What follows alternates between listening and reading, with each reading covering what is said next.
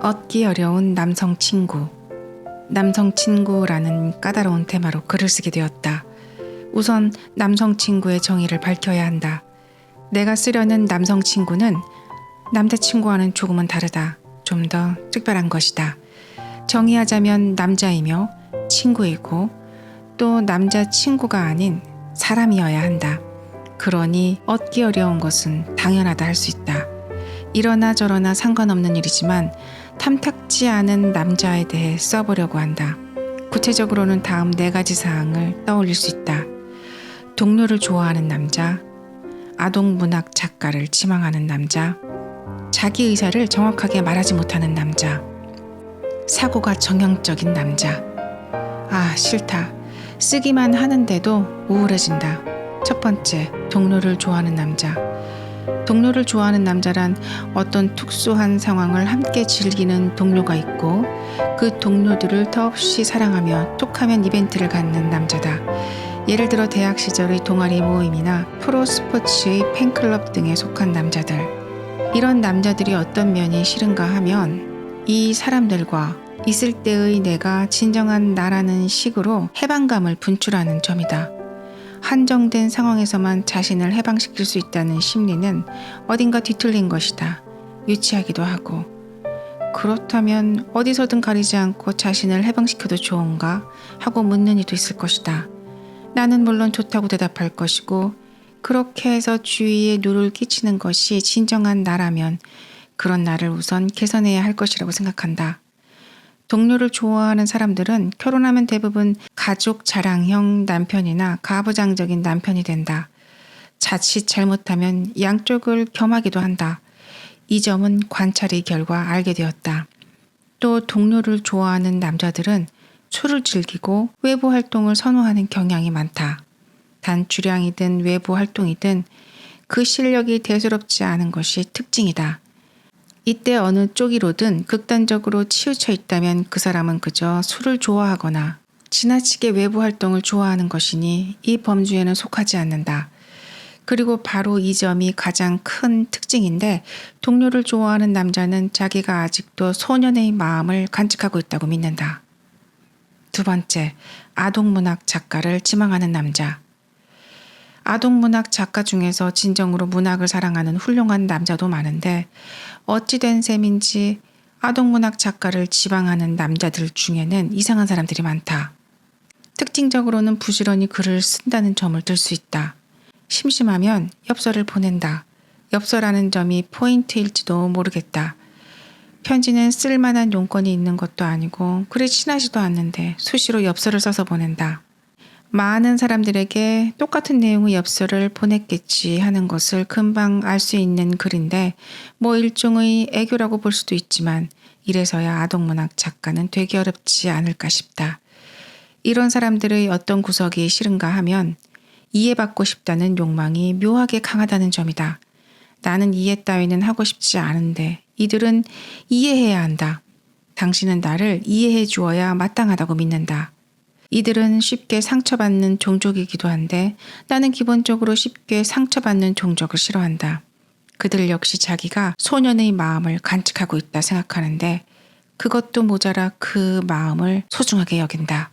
세 번째, 자기 의사를 정확하게 말하지 못하는 남자. 이는 말수가 적다거나 어휘력이 부족하다거나 문법적으로 옳지 않은 말을 하는 것과는 전혀 무관하다. 있는 그대로 말하면 찻집에서 커피나 마시지 뭐라고 말하는 남자다. 어디 갈 건데 라고 물으면 어디든 좋아 라고 대답하고는 그럼 공원 갈까? 하면 추워서 싫어 라고 하고 그럼 영화 보러 갈까? 하고 물으면 영화는 보고 싶지 않아 라고 하고 그럼 그냥 집에 있을까? 하면 에이 그건 싫지 하는 남자. 이런 남자들은 자신이 평범하다고 여긴다. 하지만 평범이 뭔데? 라고 물으면 대답을 못한다. 마지막으로 사고가 정형적인 남자. 크리스마스에는 멋진 레스토랑에 예약을 해놓아야지. 안 그러면 여자친구에게 미안한 일이라고 착각하는 남자다. 이들은 남자는 사회로 나가면 적들의 에워싸인 다느니 자식 때문에 산다느니 하는 무수한 속담, 옛말, 미신, 우스갯소리를 알게 모르게 믿고 있다. 이 타입은 종종 자기 의사를 정확하게 말하지 못하는 남자와 겹치기도 하는데 그 반면 양식 있어 보이고 싶다고 생각하는 거라든지 가령 찻집에서 커피나 마시지 뭐라고는 절대 말하지 않겠다는 신조를 갖고 있기도 하다. 자신을 평범하다기보다 번듯한 어른이라고 생각하고 싶어하는 경향이 있는 것이다. 이 둘이 똑같은 것임을 미처 깨닫지 못한다. 그런데 이 네 가지 타입은 여자에게도 고스란히 적용된다. 하지만 내가 쓰려는 것은 남성 친구이기 때문에 여자에 대해서는 다루지 않겠다. 물론 이 네 가지 유형의 남자들은 각자 나름대로 매력적일 수 있다. 매력적일 수 있으니 남자친구도 될 수 있다. 그러나 남성 친구는 될 수 없다. 그들은 절대 내 남성 친구는 될 수 없다. 물론 연인도 그런 의미에서 보면 남성 친구와 연인은 닮은 점이 있다. 이 사람과 연애하지 않기를 천만다행이다 라고 생각한 적이 딱 한 번 있다. 그는 내 남성 친구이고 우리는 많은 것을 공유하고 있다. 닮은 점이 있는 것이 아니라 아마도 서로를 이해한다 해야 할 것 같다. 상대의 감정의 세세한 부분이나 그 진폭을 모래사장에 물이 스미듯 아주 자연스럽게 이해할 수 있다. 왜 이해할 수 있다에 방점을 붙였는가 하면 이해한다는 단어와 혼동하면 안 될 것 같아서다.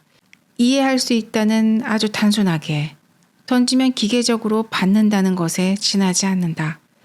우리는 간혹 만나서 같이 점심을 먹는다. 또는 저녁을. 오후에는 차 한 잔을, 늦은 밤에는 술을, 산책을 하고 성실하게 대화를 나누고 만나지 못하는 동안 발견한 좋은 것과 좋은 일에 대해 서로에게 알린다. 그는 외모도 마음씨도 고운 남자라 연애하지 않기를 천만다행이라는 말이 괜한 오기로 들릴지도 모르겠다. 하지만 괜한 오기라 여겨져도 전혀 상관없다.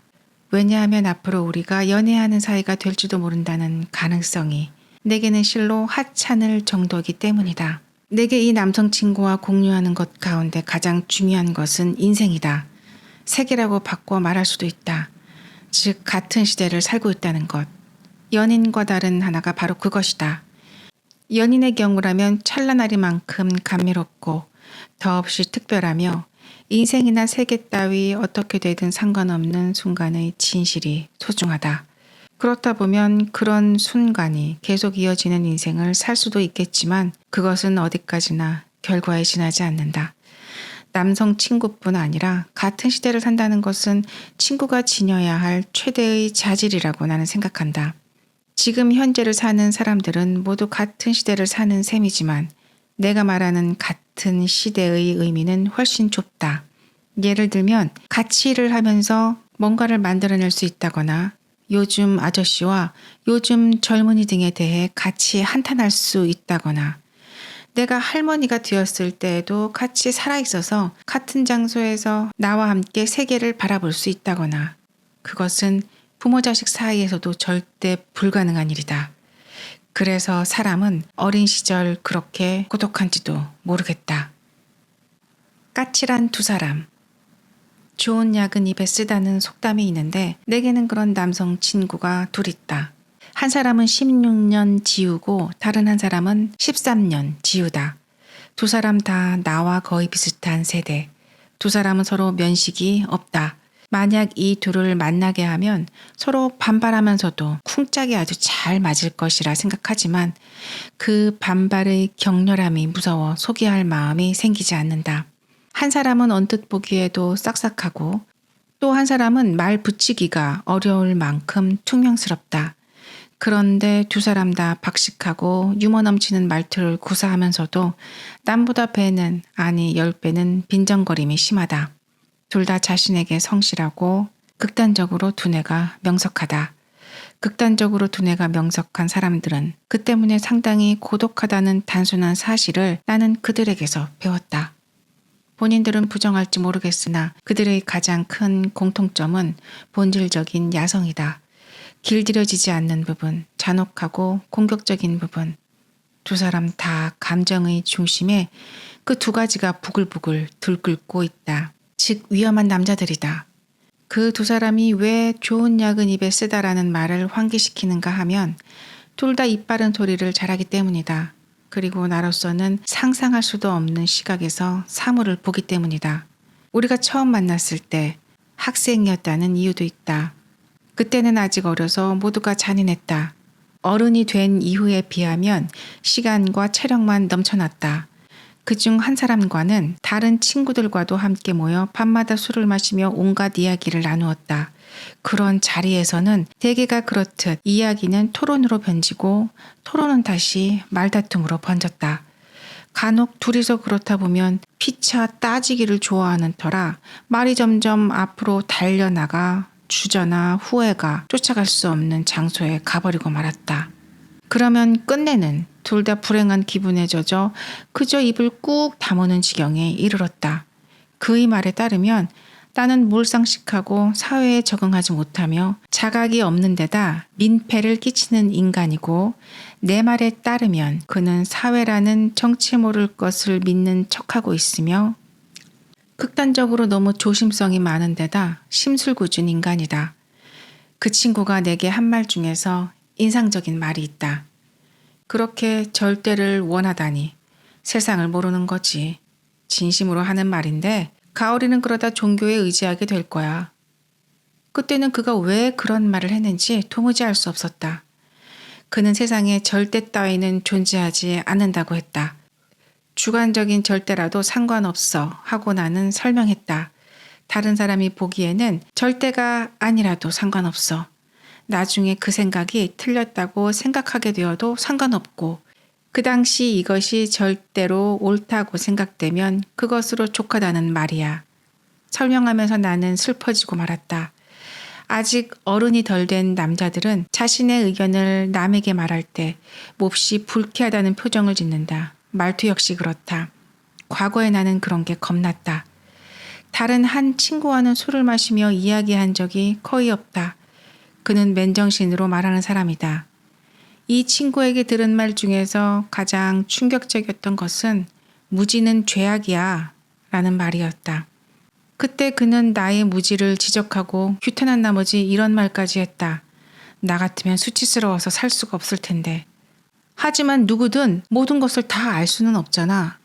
내가 생각해도 어수룩한 반론이었다. 모든 것을 다 알 수 없다면서 알려고 노력하지 않은 것은 태만이라고 하지 않나? 그의 말이 옳다고 인정하지 않을 수 없었다.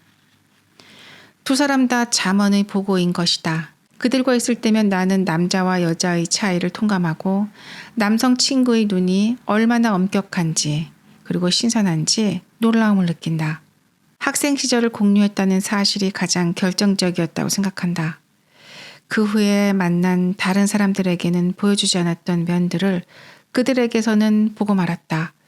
중학교부터 단기 대학까지 줄곧 여학교에 다녔던 탓에 내게 그런 남성 친구는 정말 적다. 맨정신으로 말하는 친구와는 한때 편지를 주고받았다. 그가 보내는 편지는 보통을 벗어났다 하리만큼 길고 난해한 말들이 줄줄이 적혀 있었다. 게다가 깨알 같은 글자로 앞뒤를 꼭꼭 채운 커다란 편지지가 몇 장이나 이어졌다. 분쟁을 겪고 있는 조그만 나라의 현황이며 당시 그가 유학 중이었던 영국이란 나라의 풍토와 국민성, 인간이 저지르는 죄와 수치, 언어, 과거 그가 유학했던 미국이란 나라에 대한 고찰, 그의 생각에 내가 반드시 읽어야 하는, 그러나 나 자신은 절대 손댈 법하지 않은 이런저런 책에 대한 내용이 각종 문헌의 인용문과 함께 적혀 있었다. 나는 그의 편지를 좋아했다. 몇 가지 흥미로운 사실과 몇 가지 재미있는 책, 그리고 산다는 것에 대한 아주 단순한 하나의 자세를 그에게서 배웠다. 그리고 그 길고 어려운 글 중에 언뜻 섞여 있는 나날의 발견, 뜻하지 않은 장소에서 발견한 민들레와 재미나는 친구와 맛있었던 차에 대해 그가 쓰는 꾸밈없고 개인적인 문장 속에 담긴 놀라움으로 가득한 즐거움을 나는 좋아했다. 나와 그의 공통점은 고작 3가지밖에 없었다. 맛있는 것을 좋아하고 어린이 책을 좋아하며 단순하다는 것. 어느 쪽 친구와도 요즘은 통 만나지 못했다. 만나지 않아도 괜찮다고 생각하는 유의 친구인 터라 나는 그들이 세상 어딘가에서 꿋꿋하게 살고 있음을 그리고 살아가고 있음에 늘 위안을 얻는다. 한 사람은 가끔 전화를 걸어준다. 그러면 2시간은 떠들고 만다. 양쪽 다 말이 많다. 가장 최근의 전화에서 그는 결혼 생활을 유지하고 있는 나에 대해 놀라고 있고, 내가 일을 해서 그런대로 수입을 챙기고 있다는 것에 대한 놀라움을 누누이 늘어놓는다. 다른 한 사람인 10년지기 지우는 벌써 2년이나 이야기를 나누지 못했다. 마지막으로 만났을 때 그는 길게 기른 머리를 하나로 묶어서 익숙한 손놀림으로 요리를 만들어 주었다. 아주 맛이 짙은 비프 스트로가노프와 스페인식 커스터드 푸딩이었다. 아파트는 구석구석 깔끔하게 청소되어 있었고 복도의 한 면 전체를 책꽂이가 차지하고 있었다. 내가 그 책꽂이를 부러워하자 그는 좋지 하고 말했다. 정말 어린애 같은 목소리였다. 나는 정말 그 목소리를 너무나 좋아했다.